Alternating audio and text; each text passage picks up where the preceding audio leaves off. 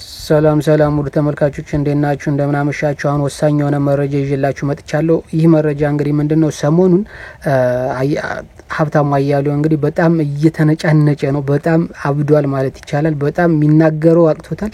ምክንያቱም ምንድነው እስክንድር ብቻውን ራቁቱን እየቀረ እንደሆነ ስለተረዳ እንግዲህ በጣም ከፍተኛ የሆነ ስጋት ላይ ገብቷል። በዚህም ደግሞ ስጋት ላይ መግባት ብቻ ሳይሆን እንግዲህ እጅ በሰጡት በጣም ተናዷል። ገባችሁ? እጅ በሰጡት ምንድነው እስክንድር ሆን ብሎ ነው እጃቸውን ያሰጠው። ነገር ግን እነ ሀብታሙ ግን አሁን ይህንን በዚህ ሁኔታ በመስማማታቸው ጸጽቷቸዋል። ምክንያቱም ሁሉም እጅ በሰጠ ቁጥር እስክንድር ጋር ያለው ያፋዶች እያንዳንዱ እጅ በሰጡ ቁጥር የአማራ ህዝብ ኦኬ እነዚህ ዝም ብለው ከብልጽግና ጋር ነበሩ ማለት ነው። እነዚህ ጥቅመኛ ናቸው እንጂ የአማራን ጥቅም ለማስጠበቅ አይደለም። የአማራ መልስ ሳይመለስ እንዴት እጃቸውን ሰጡ ወደሚል አስተሳሰብ የአማራ ህዝብ ሙሉ በሙሉ ስለሄደ አሁን የአማራ ህዝብ ወደነ ሀብቴ እየተቀየረ ስለሆነ ወደ አፋብሃ እየተቀየረ ስለሆነ እስክንድር ላይ ዘመቻ ስለወጣበት ከፍተኛ የሆነ የፕሮፓጋንዳ ብልጫም በዚህ ስለተወሰደባቸው አሁን እንደገና ያለነሱ ቅና የተደረገ ይመስል እያስመሰሉ ነው። ያለነሱ ስምምነት እጅ የሰጡ እያስመሰሉ ነው። ያለነሱ የቴዎድሮስ ልጅ እንዴት እጁን ይሰጣል ምናምን በማለት ሲያለቅስ ነበር ሀብታሙ አያሌው።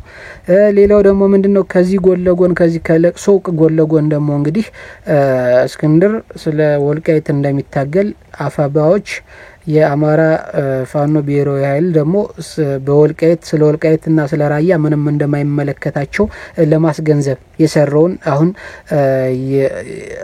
አሰምታችሁት ከሆነ ማለት ነው።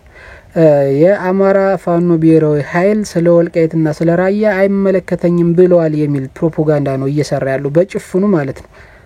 ከህዋት ጋር የሚሰራ ምን ኮዝ በምን አይነት እንትን ነው ከህዋት ጋር ሊሰሩ የሚችሉት? ወልቃይትን በኃይል ወስዳለሁ ከሚል የአማራ ጠል ቡድን ጋር ከህዋት ጋር እንዴት ነው አብራችሁ ምሰሩት?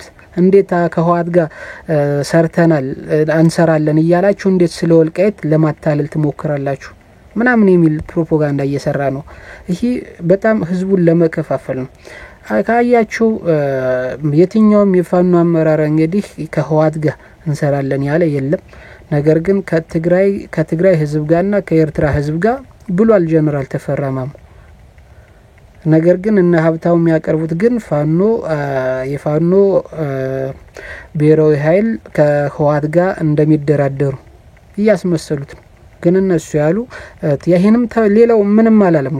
ከየትኛውም እኛን እስከተጠቀመን ድረስ የወልቃይትና የራያን የመተከል የደራን ጥቅም እስካስጠበቀልን ድረስ እና እኛን የአማራን ህልውና እስካስጠበቀ ድረስ የትኛውም ኃይል ጋር ለመስራት ዝግጁ ነን ብለዋል። ይህም ግዴታቸው ነው የመስራት። ነገር ግን ከህዋት ጋር ብሎ ግን ስፔሲፊካሊ የተናገረ የለም። ይሄ በጣም ለመከፋፈል የተደረገ ነው።